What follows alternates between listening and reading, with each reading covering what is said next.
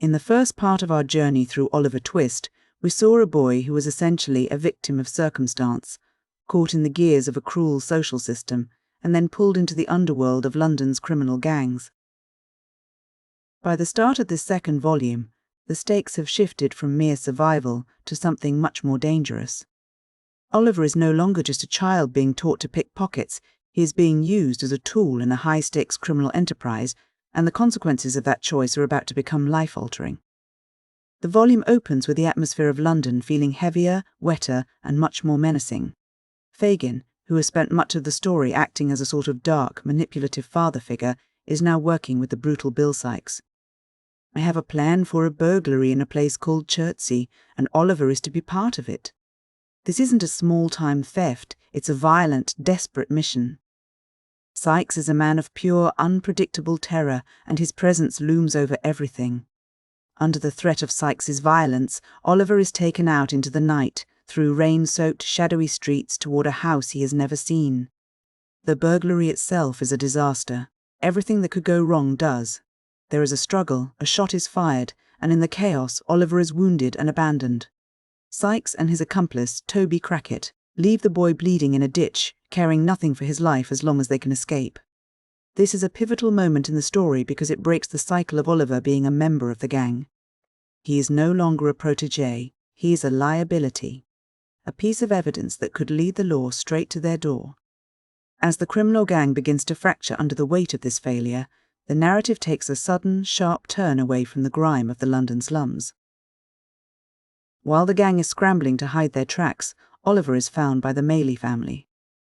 This is the moment where the story shifts from a gritty crime drama into something more akin to a story of rescue and redemption. He is taken in by Mrs. Maylie and her niece, Rose. Rose Maylie is one of the most important figures in the book, and her role here is to provide the mercy that Oliver has been denied his entire life. At first, there is suspicion.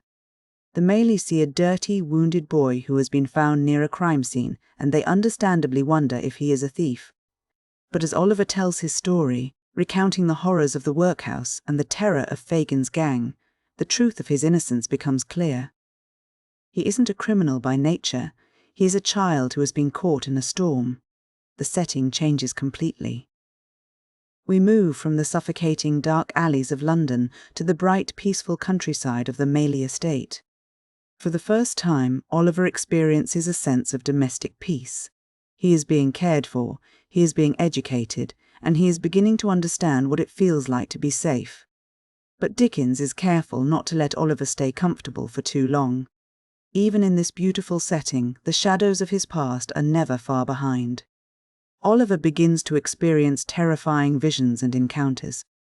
He sees the face of Fagin in the shadows, and he is confronted by a mysterious, aggressive man who seems to harbour a deep, inexplicable resentment toward him. These aren't just nightmares. They are the physical manifestation of the idea that Oliver cannot simply walk away from who he was. His past is a weight that follows him, even into the sunlight. Now Oliver is finding a temporary peace. The story keeps a close eye on the other side of the social spectrum. We see a subplot involving the workhouse officials, Mr. Bumble and Mrs. Corney. Their story is a different kind of corruption. While Fagin and Sikes represent the vulgar corruption of the criminal underworld, the kind that is violent and obvious, Bumble and Mrs. Corney represent respectable corruption. They are social climbers, driven by greed and a desire for status. Their relationship, and their eventual marriage, is a cynical look at how people use social institutions to improve their own standing, all while maintaining a veneer of moral respectability. As the volume progresses, the central mystery of the book begins to tighten its grip. We are introduced to a man named Monks. He is a dark, paranoid, and secretive figure, and he is the shadow antagonist who drives the plot forward. Unlike Sikes, who is motivated by simple violence or profit, Monks has a much more personal and calculated motive. He is actively seeking out information about the woman who once nursed Oliver's mother, and his interest in Oliver is not accidental. This is where the pieces of the puzzle start to click together in a way that is both shocking and tragic. We learn that Monks is working in a shadowy conspiracy with Fagin. They aren't just two criminals working together, they are working together to ensure that Oliver's reputation is destroyed, The motive is tied to Oliver's true identity and a significant inheritance.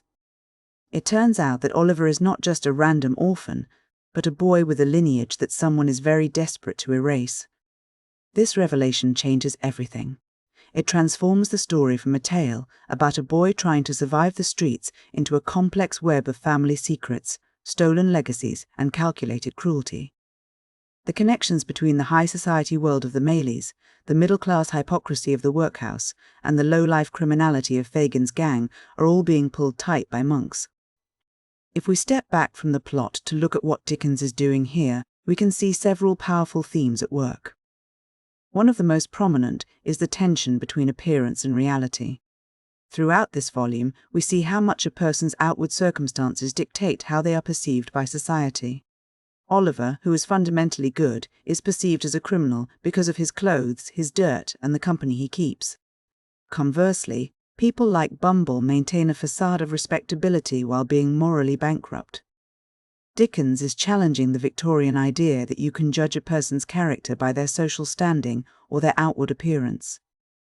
There is also a very deliberate use of light and dark to mirror this moral ambiguity. The fog and the candlelight of London aren't just atmospheric choices, they are metaphors for the hidden secrets of the characters.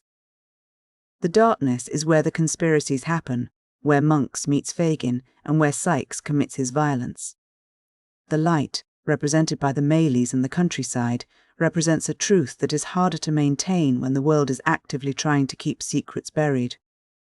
We also see the concept of the social stain. This is a particularly Victorian anxiety that Dickens explores through the character of Rose Maylie. Even as she acts with immense compassion, there is a sense of tension regarding her own lineage and how it might impact her place in society. It reflects a world where a person's reputation was a fragile thing, often determined by things entirely out of their control, such as their family history. Finally, there is the theme of providence and mercy. The story suggests that while the systems of the world, the workhouses, the law, the criminal gangs, are often designed to crush the individual, there are moments of grace that can interrupt that cycle. The intervention of the Maylies is a form of providence.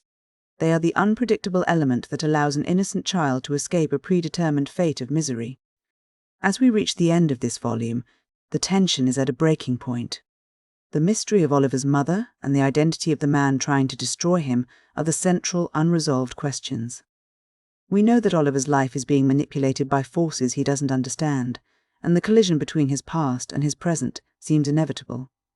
The stage is set for a final confrontation where the truth of his identity will either set him free or finish the work that the criminals started in the streets of London.